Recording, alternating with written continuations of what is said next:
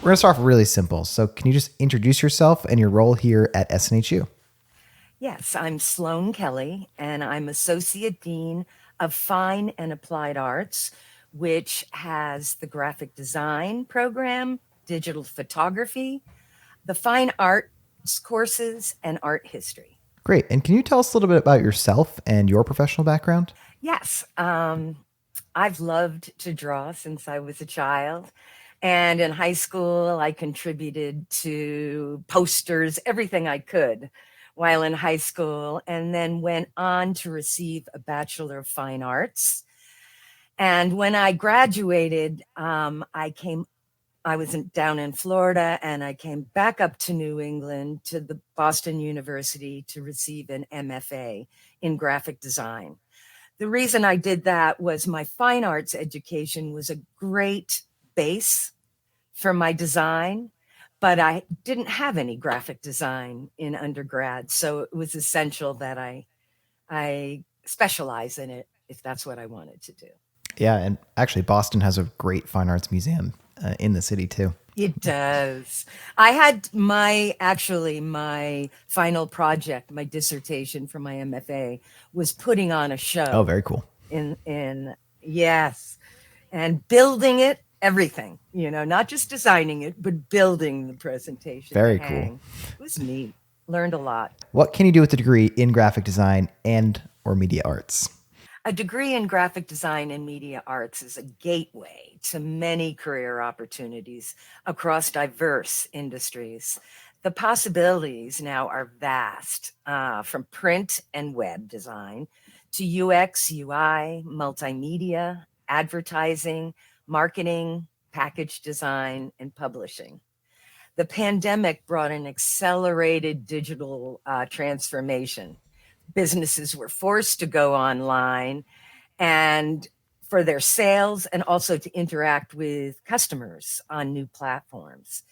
So with this came an even more increased demand for visually appealing content on these digital platforms, which continues to drive the need for skilled graphic designers.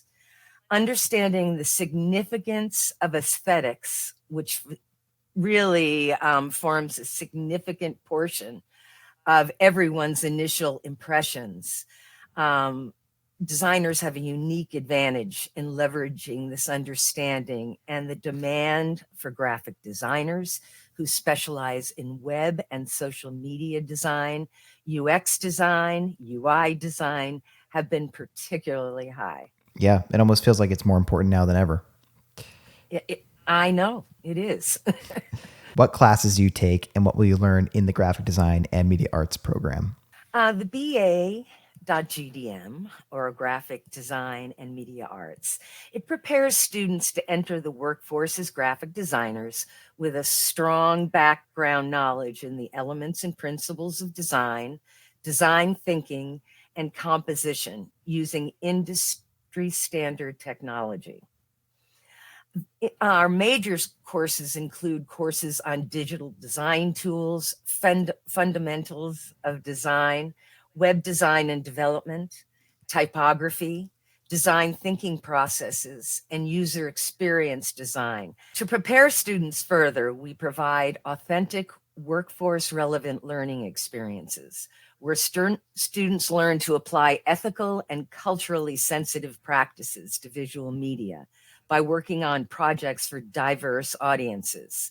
The complexity of design solutions and the dynamic nature of systems have added new skills and processes to design development that's woven and practiced throughout the program. Students learn how to communicate, negotiate, and collaborate as part of a team in courses like Designing with Data, multi-channel advertising, and user interface and experience.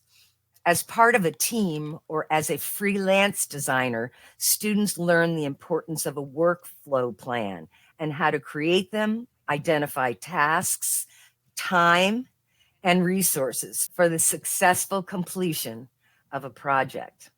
So the program sounds awesome. It sounds like there's a lot you can do. So what advice do you have for students interested in pursuing this degree, and how can people stand out in this field? So a two-parter. Yeah. For graphic design students, a dynamic digital portfolio is not just a requirement. It's a practical way to showcase their skills and creativity. It's a tool that can really set them apart in the field. In every course, students are encouraged to save their work on a secure SNHU drive and enhance these artifacts as their skills progress. Our students develop a digital portfolio using a content management system in one of the web courses. In their capstone, they create their brand identity, improve their portfolio pieces, and enhance the layout and design of their website. As stated earlier, effective communication skills are not just a bonus. They're a necessity now in the graphic design field.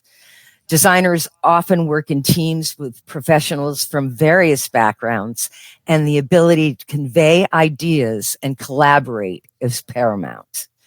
Professional communication skills are essential when presenting your portfolio artifacts, and the ability to defend your design decisions.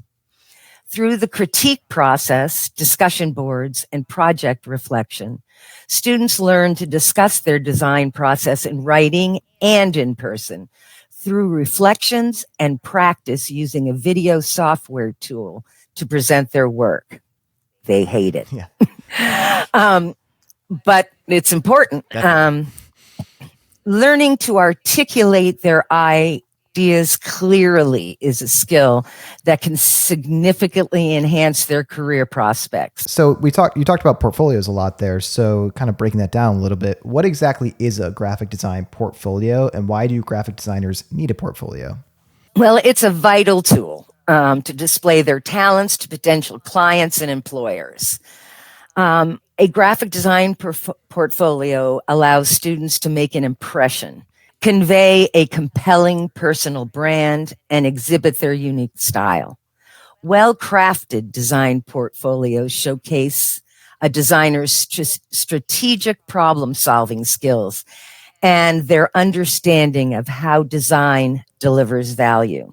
The goal of a portfolio is to show how you solve visual problems, to show how well you understand color, the psychology of eye movement, balance, proximity, typography, etc.